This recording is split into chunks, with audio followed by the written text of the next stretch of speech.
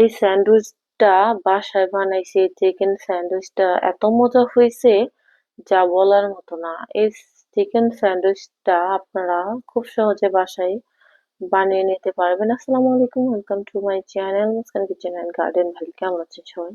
তো প্রথমে আমি একটা মিডিয়াম সাইজের গাজর গ্রেট করে নিয়েছি। এখানে হাড় ছাড়া মুরগির বুকের মাংসটা সিদ্ধ করে কাঁটা চামচের সাহায্যে ছাড়িয়ে নিয়েছি। একটা ব্লেন্ডারের জারে প্রথমে ডিম দিয়ে দিলাম। আমি এখন মেয়োনিজ বানিয়ে নিব। এর জন্য 3-4 চামচ গুঁড়া দুধ দিয়ে দিলাম।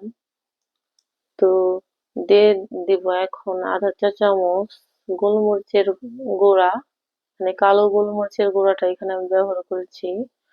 আর দেব এখন 2-4 চামচ টমেটো সস। এখন দিয়ে দেব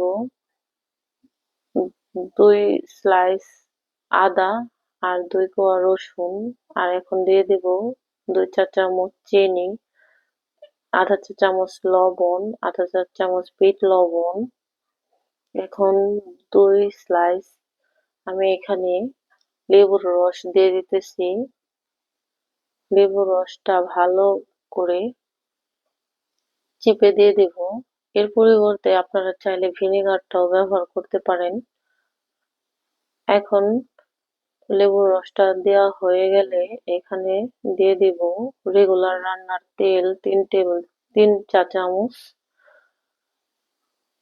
তো তেলটা দেওয়া হয়ে গেলে দিয়ে দিব আমি 2 চা চামচ চিলি ফ্লেক্স আর আধা কাপেরও একটু কম পানি।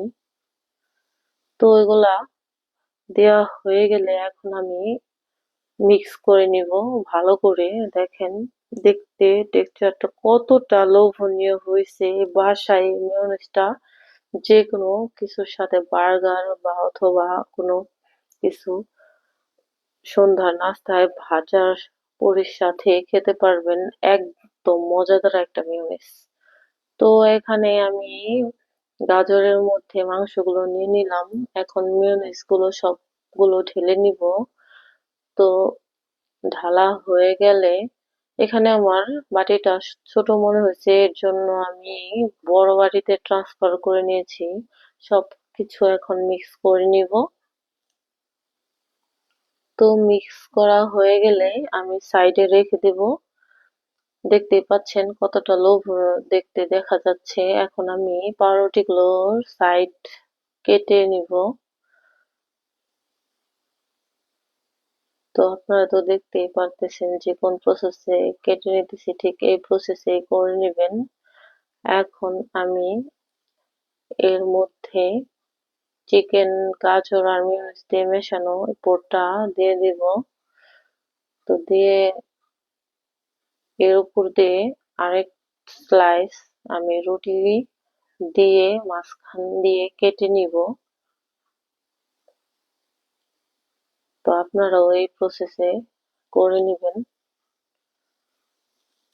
তো দেখেন, হয়ে গেল মজাদার চিকেন স্যান্ডউইচ। বাসায় একদম হেলদি একটি খাবার। তো এমন করে বাসায় বানিয়ে নিলে দোকান থেকে খাওয়ার কোনোই দরকার হয় না। তো বাসায় এমন করে বানিয়ে দিলে ছোট থেকে বড়রা সবাই অনেক পছন্দ করবে। যদি এই ভিডিওটা ভালো লেগে থাকে, বাসায় অবশ্যই এই রেসিপিটা ট্রাই করে দেখতে পারেন। তো আরেকটা আপনাদের সুবিধার্থে দেখিয়ে দিলাম আবারও। দেখেন, দেখতে কতটা লোভনীয় হয়েছে, খেতে খুবই দুর্দান্ত মজা হয়েছে। যদি ভিডিওটা ভালো লেগে থাকে তাহলে একটা লাইক, কমেন্ট, শেয়ার এবং আমার পেজটাকে ফলো দিয়ে আমার সাথেই থাকবেন। তো আবার নতুন কোনো ভিডিও নিয়ে আসবো।